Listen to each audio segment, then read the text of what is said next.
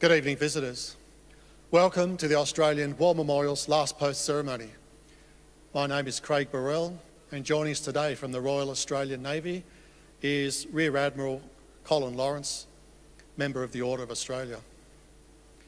We warmly welcome the family of Private George Henry Prentice, whose story will be told shortly. We also warmly welcome the friends of the memorial delegation who are joining us this evening, and we're honoured to acknowledge the Australian Defence Force Academy Class of '88 who are joining us this evening. We welcome the veterans who have served, those that are still serving, and the families that support them.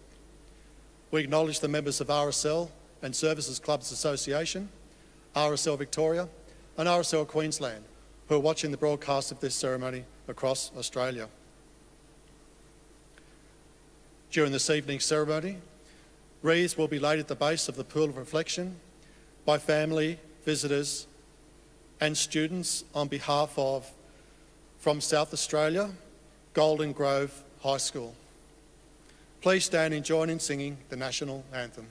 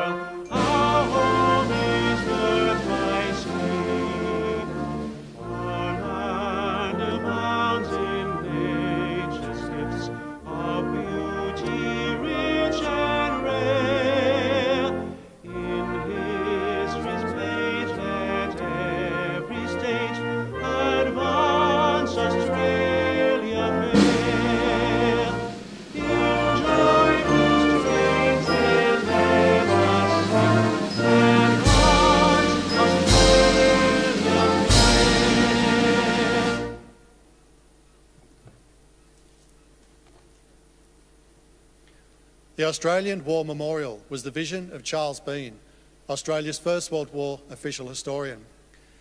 Bean landed with the Australian troops on Gallipoli and stayed with them at the front through to the end of the war. The idea of this national memorial and museum came to him at Pozières, France, in the depths of the bloody fighting of 1916. Bean's idea was that this would be a place where families and friends could mourn their loved ones buried in faraway places. It would also be a place that could help all Australians understand what these men and women had endured and what they had done for us. Bean's vision, to which we remain true, is best expressed as inscribed in the entrance to the memorial's galleries. Here is their spirit, in the hearts of the land they loved, and here we guard the record which they themselves made.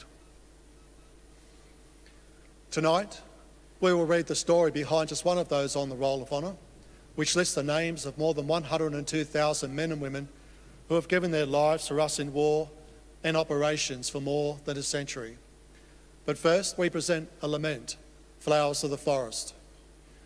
Wreaths or floral tributes will now be laid at the base of the Pool of Reflection.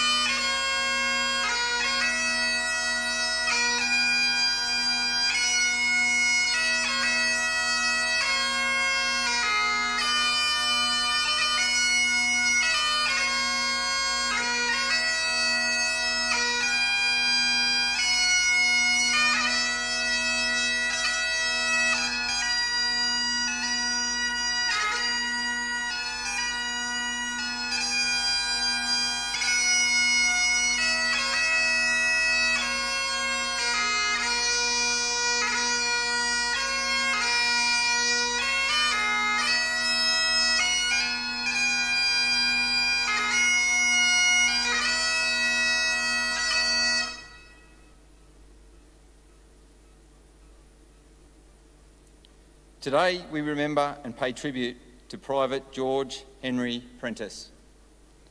George Prentice was born in 1885, one of three sons born to William and Elizabeth Prentice of Bendigo, Victoria. After attending Long Gully State School, George worked in one of the area's many gold mines, but with little success. Following the death of their father in 1902, the three Prentice brothers worked to support their widowed mother until she remarried 4 years later. George fell on hard times and lived intermittently with Martha Winmer, who considered George her common law husband. George Prentice had some semblance of military training, having spent 6 months parading part-time in the citizens' military forces in the years before the war. Perhaps motivated by the prospect of full-time employment, he enlisted in the Australian Imperial Force in July 1915. After a period of training at Broadmeadows Military Camp, in November 1915, he embarked for Egypt with a reinforcement group for the 5th Battalion destined for the fighting in the Dardanelles.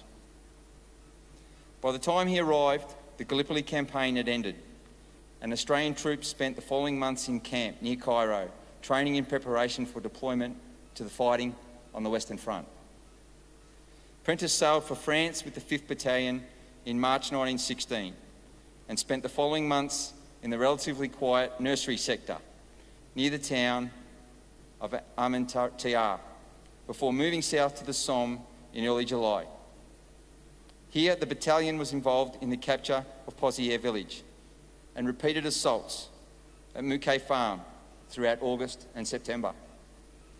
In December, when the Australians were holding positions between the villages of Fleur and Gerdecourt, Prentice was hit in the face and wrist with shrapnel and had to be evacuated to hospitals in England for a lengthy period of recovery.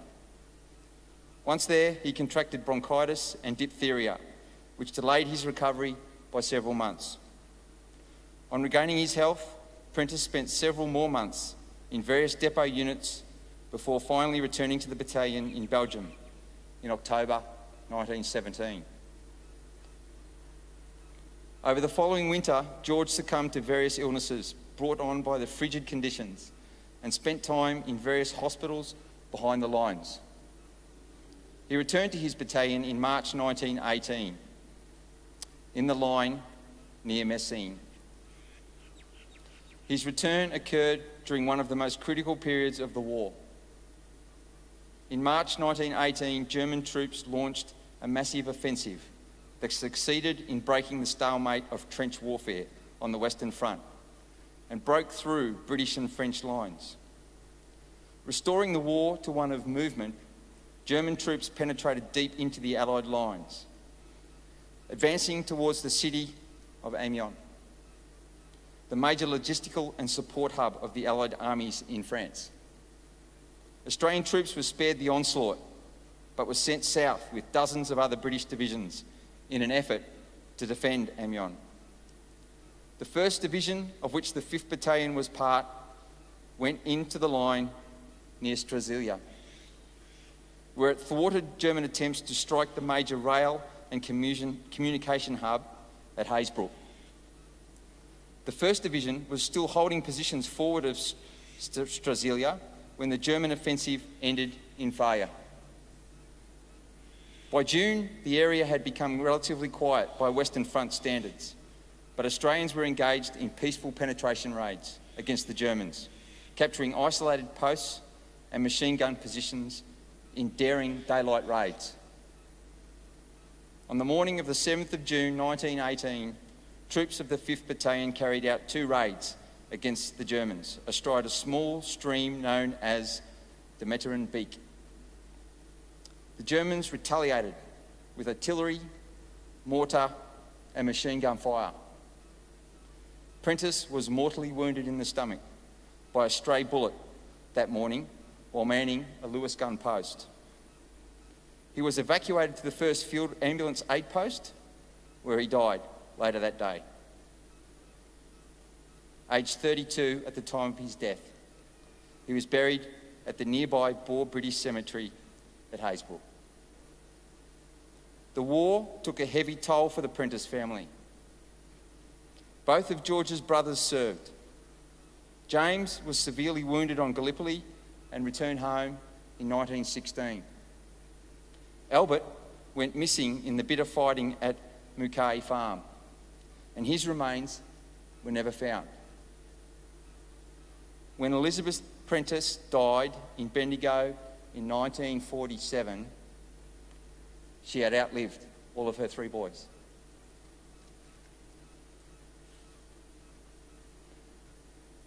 George Prentice's name is listed on the Roll of Honour on my right, amongst almost 62,000 Australians who died while serving in the First World War. His photograph is displayed today beside the pool of reflection. This is but one of the many stories of service and sacrifice told here at the Australian War Memorial.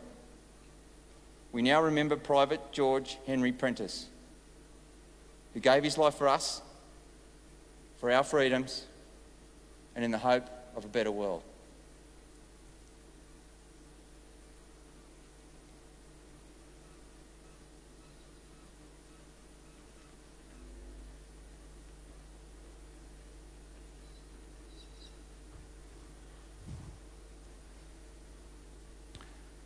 They shall grow not old, as we that are left grow old. Age shall not weary them, nor the years condemn. At the going down of the sun and in the morning, we will remember them.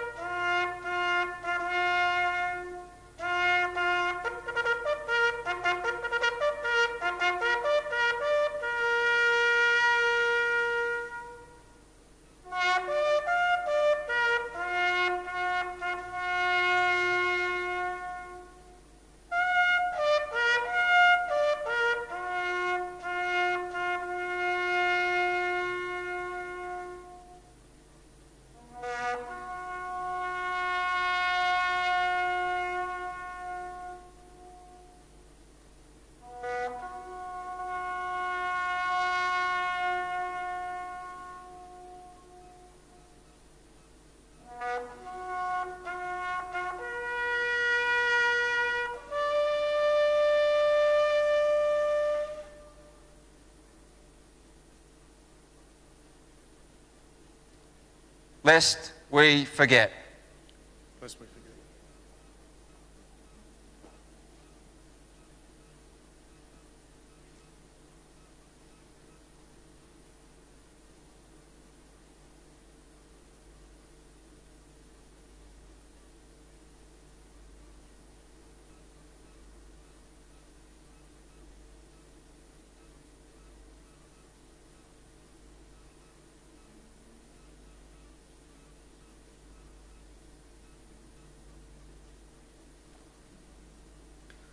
We leave you this evening with the words of the memorial's founder, Charles Bean.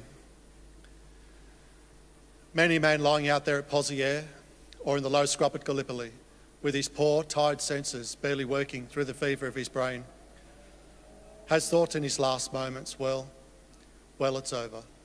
But in Australia, they will be proud of this. Ladies and gentlemen, girls and boys, that concludes the last post ceremony. We thank you for visiting the Australian War Memorial, and we wish you all a very good evening.